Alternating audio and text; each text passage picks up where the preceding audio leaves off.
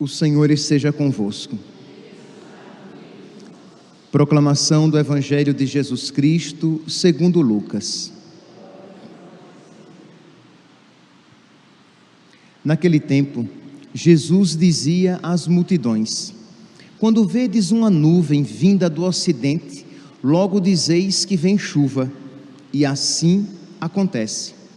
Quando sentis soprar o vento sul, logo dizeis que vai fazer calor, e assim acontece. Hipócritas, vós sabeis interpretar o aspecto da terra e do céu, como é que não sabeis interpretar o tempo presente? Por que não julgais por vós mesmos o que é justo?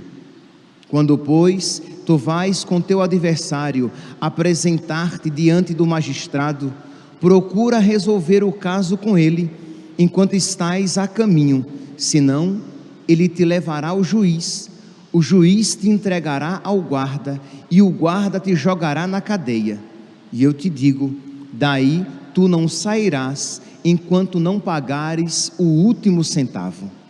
Palavra da salvação.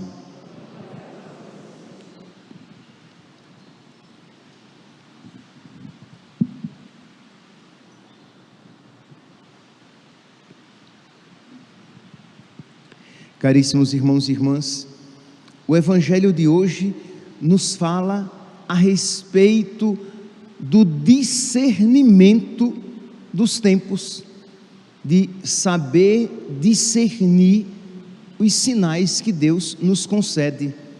Nós vemos aqui no versículo 56, quando o Senhor diz: vós sabeis interpretar o aspecto da terra e do céu, como não sabeis interpretar o tempo presente? Por que não julgais por vós mesmos o que é justo? A Bíblia do Peregrino, ela tem uma nota de rodapé que explicita bem estes versículos. Diz assim: de fato, o momento da decisão está chegando. Que momento da decisão é esse? O nosso momento, o momento em que nós nos encontraremos com Deus e que nós prestaremos contas das nossas escolhas, daquilo que aquilo para que nós dissemos sim e aquilo para que nós dissemos não, aquilo que nós escolhemos para a nossa vida. Então, como nós não sabemos o dia nem a hora, nós estamos sempre no momento da decisão, porque podemos ser julgados a qualquer momento. Então continua aqui a nota de rodapé aqui da Bíblia do Peregrino. De fato, o momento da decisão está chegando e os sinais o anunciam. No correr do tempo uniforme, há estações agrárias que o lavrador distingue, isto é, ele olha para o tempo, como nós hoje aqui em Cuiabá podemos olhar para o tempo e dizer: olha, vai chover, está com cara de chuva, porque nós conseguimos interpretar os sinais do tempo atmosférico, do céu. Pois bem, então os agricultores, na época de Nosso Senhor, eles também olhavam para o tempo, eles olhavam para o céu e sabiam distinguir. Diz aqui que eles, quando sentir soprar o vento do sul, logo dizeis, vai fazer calor. Então eles sentiam aquele vento quente e diziam, vai fazer calor. Então eles sabiam interpretar os sinais atmosféricos. Então continua aqui a nota de rodapé. No decorrer do tempo histórico, há ocasiões e conjunturas cheias de consequência, isto é, nós interpretamos os sinais atmosféricos. E por que é que os homens na época de Jesus sabiam interpretar os sinais atmosféricos? Porque era interessante para eles. Eles eram agricultores, eles tinham também ovelhas, então tudo isso era do interesse deles que houvesse, assim, de saber interpretar, porque o din-din, o dinheiro, aquilo que eles valorizavam, dependia disso. Então eles colocavam toda a atenção nessas coisas. E aí Jesus diz: vós sabeis interpretar os sinais dos tempos, mas não sabeis interpretar o tempo presente, isto é, ler a própria vida e saber tomar as decisões corretas a partir do tempo em que nós vivemos. Então, de saber interpretar os acontecimentos da nossa vida para tomar decisões para a nossa vida eterna. Mas não, nós vivemos focados apenas com os olhos voltados apenas para as coisas da terra, para as coisas imediatas, e não temos aqui, segundo o texto, esta preocupação com as realidades futuras, com as realidades eternas. Então continua aqui a nossa nota de rodapé. O mais importante é saber distingui-las. Os que sabem interpretar o aspecto da atmosfera para as suas tarefas agrícolas não sabem interpretar a época da história para o destino transcendente. Então, meus irmãos, o que é que o texto de hoje nos fala? Que nós precisamos ter um olhar além das coisas imediatas. Nós precisamos saber interpretar as coisas para aquilo que diz respeito às realidades transcendentes. Porque nós somos, quantas pessoas são muito capazes no seu emprego, quantas pessoas são muito capazes para as coisas aqui da terra, mas não tem um tino espiritual, não olham as coisas a partir de um olhar, de uma luz sobrenatural, de uma luz espiritual, mas interpretam tudo a partir dos seus interesses imediatos. É esta a crítica que Jesus faz no evangelho de hoje, porque ele diz: vocês sabem interpretar os sinais do céu e da terra, quando vedes uma nuvem vinda do ocidente, logo dizeis: vem chuva. Quando sentis soprar o vento do sul, logo dizeis: vai fazer calor. Mas vós sois hipócritas, porque vós sabeis interpretar o aspecto da terra e do céu, mas não sabeis interpretar o tempo presente. Por que não julgais vós mesmos o que é justo? Por que não escolheis vós mesmos o que é justo? E aqui, meus santos, eu gostaria de fazer uma aplicação atual para esta palavra. Isto é, como aqui Jesus faz a crítica de o povo não saber interpretar o tempo presente, de o povo não saber fazer escolhas justas, corretas. Nós precisamos, meus santos, além dos nossos interesses pessoais, além dos nossos interesses particulares, nós precisamos, versículo 57, escolher o que é justo. Hoje, dia 21 de outubro de 2002, nós começamos a nossa novena de oração pelo nosso país. Nós iremos rezar pela nossa nação, pedindo a Deus que os brasileiros, não apenas os católicos, mas que os brasileiros saibamos escolher o que é justo, que nós brasileiros saibamos escolher aquilo que é correto, o que é o melhor para a nossa nação. E o que é o melhor para a nossa nação, inclusive e principalmente espiritualmente. Isto é, esses dias que antecedem o dia 30 são dias basilares, são dias cruciais que vão determinar a história do nosso país, a história religiosa do nosso país, a história moral do nosso país e o destino espiritual nosso e dos nossos filhos. Porque uma coisa é uma nação em que os valores religiosos são respeitados, em que a liberdade é respeitada, nós poderemos viver livremente a nossa fé e ensinar livremente o Evangelho. Outra coisa é quando o contrário acontece. Então nós precisamos parar e tentar desapaixonadamente escolher, versículo 57, julgar, escolher aquilo que é justo. O Brasil, e cada um individualmente, nesses dias terá que escolher entre liberdade e censura. Mas, padre, o que é que isso tem a ver com a religião? Tem tudo, meus santos.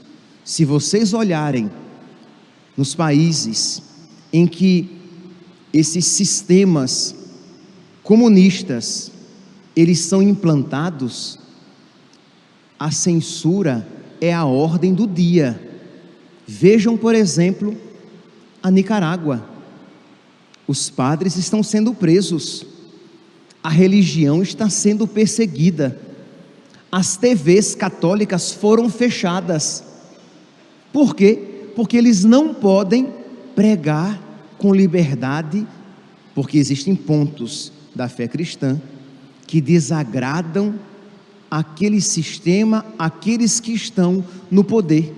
Então nós precisamos saber escolher o que é justo, se nós queremos para nós, para os nossos filhos, a liberdade ou a escravidão da Nicarágua, da China, da Coreia do Norte. Vocês pensam que na China e na Coreia do Norte a religião é pregada livremente? Os cristãos vivem livremente a sua fé? Não. Mas, meus santos, quando eu digo isso, eu espero que nós ouçamos sem paixão, entendeu? Sem, mas eu gosto de A, eu gosto de B. Não é isso. Pare um pouquinho e se pergunte: o que é que eu quero? Eu quero viver a minha religião e os meus valores livremente? Ou eu quero ser coagido? Padre, mas isso não vai acontecer. Isso já está acontecendo. A censura já está sendo implantada. Veja aí alguns meios de comunicação que estão tendo a sua liberdade cerceada, com até censura prévia, coisa que nós nunca tínhamos ouvido desde a saída, desde há muitos anos atrás, que isso não vinha acontecendo no nosso país, desde a chamada ditadura militar. Nós não tínhamos isso aqui entre nós. É isso o que nós queremos para a nossa nação? Então nós precisamos rezar. Nós precisamos rezar, mas nós precisamos também fazer tudo aquilo que estiver ao nosso alcance, todas as coisas lícitas e boas que estiverem ao nosso alcance, para que não só nós escolhamos o que é certo, mas para que nós ajudemos para que outras pessoas escolham o que é certo. Nós somos chamados a escolher entre desenvolvimento e miséria. Vocês já se perguntaram por que é que lá em Roraima um dado partido teve uma votação incrível e o Partido Comunista teve uma votação desprezível? Porque lá eles estão vendo a desgraça que estão sofrendo os venezuelanos. Vocês sabem que na Venezuela, e aqui não é mentira, meus santos, vocês sabem que na Venezuela não existe mais cachorro, gato, pássaro, porque eles comeram tudo. Onde o regime comunista chega, a desgraça se faz presente. É isso que nós queremos para o nosso país?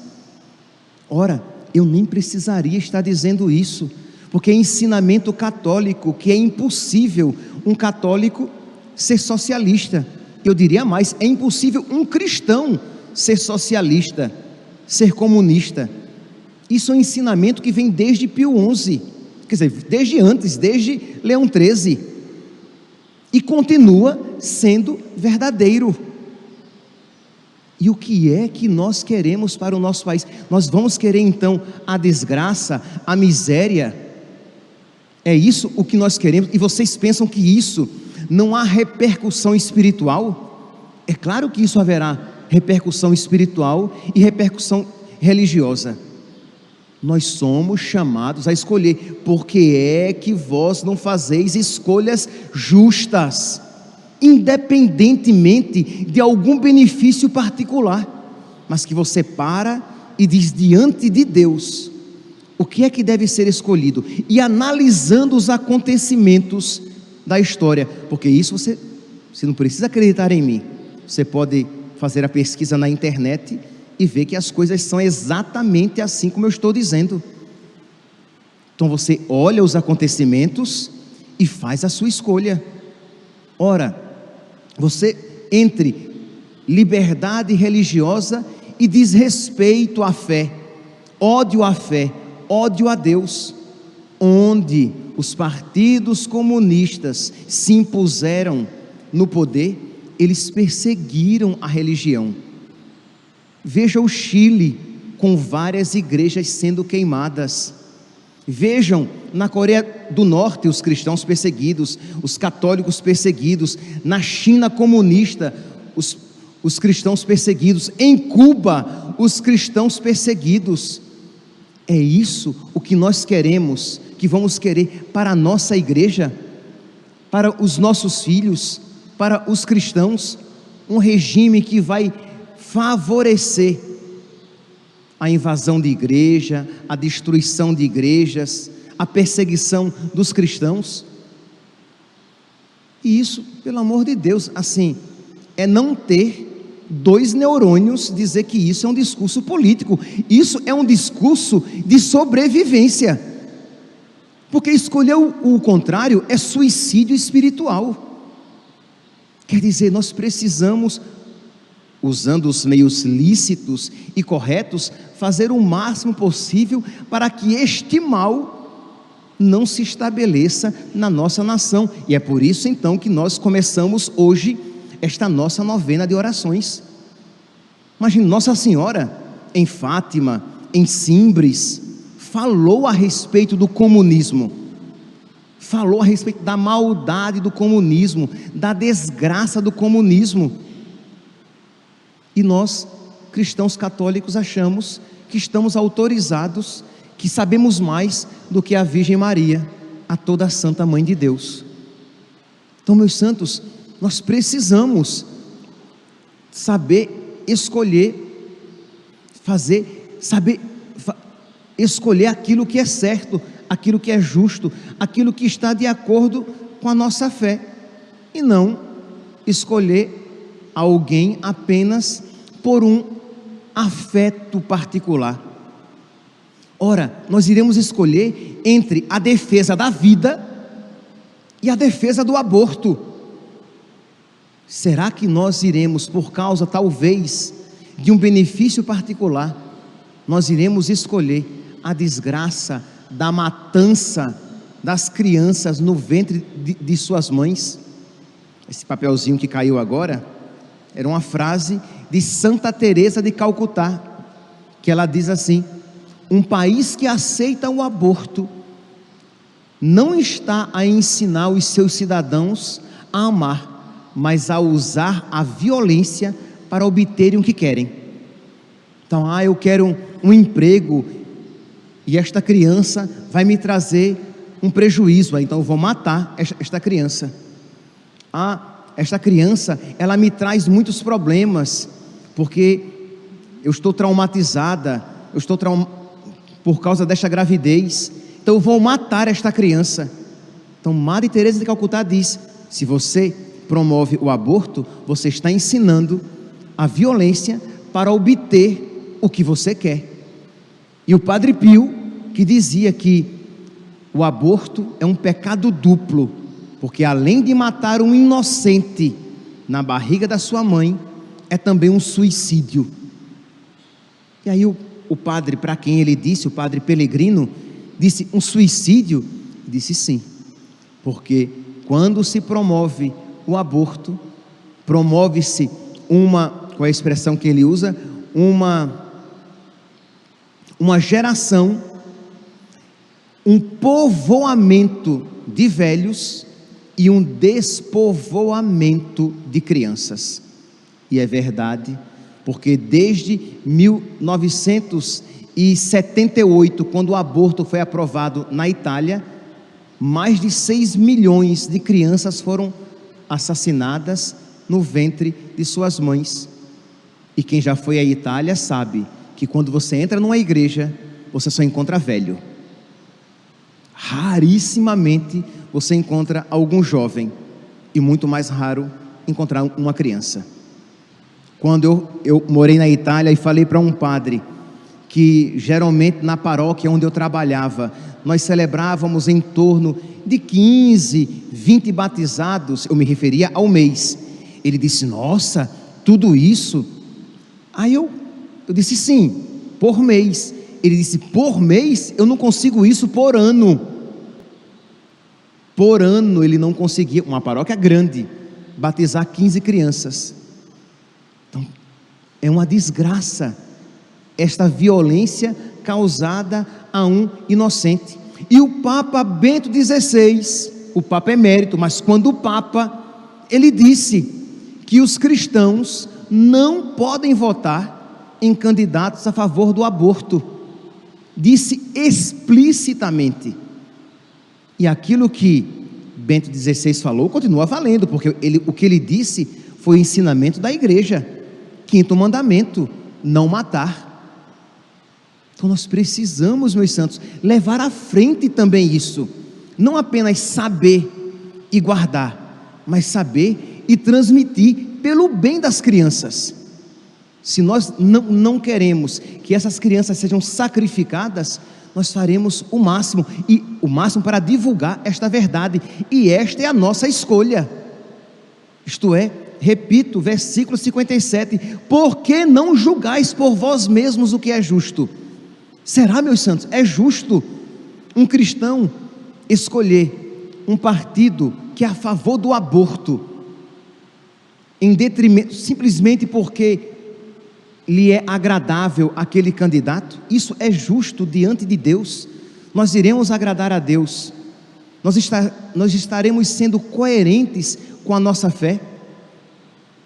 Nós iremos, meus santos, teremos que escolher entre a defesa da família e a destruição dela, a destruição pela legalização das drogas, a destruição pela propagação da ideologia de gênero. Aqui nós não temos que olhar os candidatos, que os candidatos são falhos, pecadores, limitados, comprometidos. Nós temos que olhar a agenda dos seus partidos, aquilo com o que eles estão se comprometendo, e como cristãos, fazer a nossa escolha. Meus santos, nós estamos então iniciando hoje estes 9 dias de oração, e saibamos, é uma luta espiritual. Não tenhamos dúvidas de que o diabo, Satanás, ele quer destruir as famílias. Não tenhamos dúvidas que o diabo, ele quer que o aborto seja cada vez mais praticado nas nações, ofendendo a Deus e violentando as crianças. Não tenhamos dúvidas que o diabo quer perseguir cada vez mais os cristãos e tornar cada vez mais a fé difícil de ser vivida e testemunhada. E nós precisamos, meus santos, nessa luta, neste combate espiritual, fazer a nossa parte.